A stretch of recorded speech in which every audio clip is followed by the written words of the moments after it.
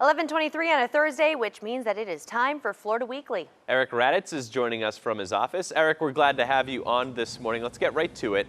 The first subject you're really talking about is Florida's long and winding state road. Want to tell us about that?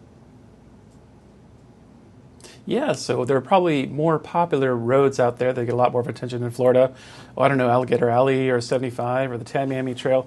But this week we take a look at Florida's long and winding State Road 80. The road actually starts in downtown Fort Myers and makes its way all the way to Palm Beach, bottoming out actually right in front of Mar-a-Lago. If you've taken this route, you know it's been under construction, but what you may not know is that this week it ends a 35-year-old project to give the 123 miles of road 4 divided lanes. So some big improvements. We take the trip, we roll down the new road, and we meet some very interesting Floridians along the way in this week's cover story. Can't wait to read it. So if you're anyone is like me, you see a notification on your computer that's like virus threat, make sure you do this.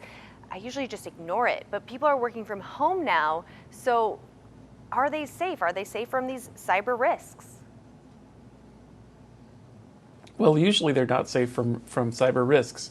And so we have to take a look at how to make sure that we keep our cybersecurity in top-notch order this week, especially while we're working from home. How do we keep it safe? So we take a look at that with some tips from the experts, including on what to do with our passwords, which we should know, some software you can get, and some things not to click to keep your workflow rolling virus-free. And Eric, I think a lot of people would agree that during this pandemic, we've kind of realize some things we probably take for granted every day. And in one of these sections here, you're going to be talking about views that we take for granted here. Yeah, so we took a look at outside of our windows and we started thinking, we all have such a unique view from our windows, and there happens to be an architect and illustrator in New York, Matteo Pericoli, who specializes in taking this look.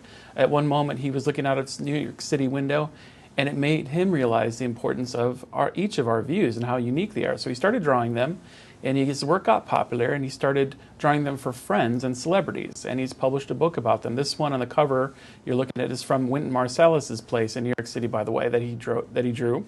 See some of his work and reflect on how our views can be so fascinating if we really take a good look.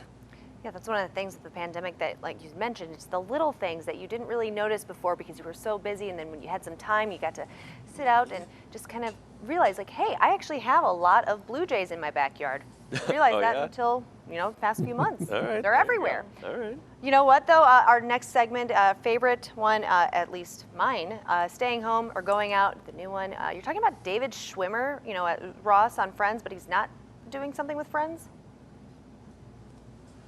Well, he is. Friends, as you know, went over to HBO Max, unfortunately.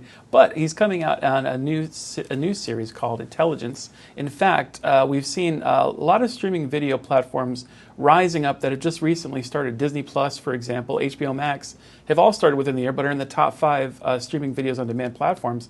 But July 15th, a new one's coming out called Peacock. So it's if you like NBC shows, which I know I do, and I get a feeling you guys do as well, and you love Universal Pictures, some of the classics, it's all going to be put together in the Peacock streaming. And there's some new fresh content from David Schwimmer, not as Ross and not with Rachel. He was on a break. But check out that and also what is new to stream on other platforms in this week's Florida Weekly, and a few places to go. Florida Weekly online, on stands, and on your device. I see what you did there, Eric. All right, Eric, always a pleasure. We will see you next week. Thank you so much.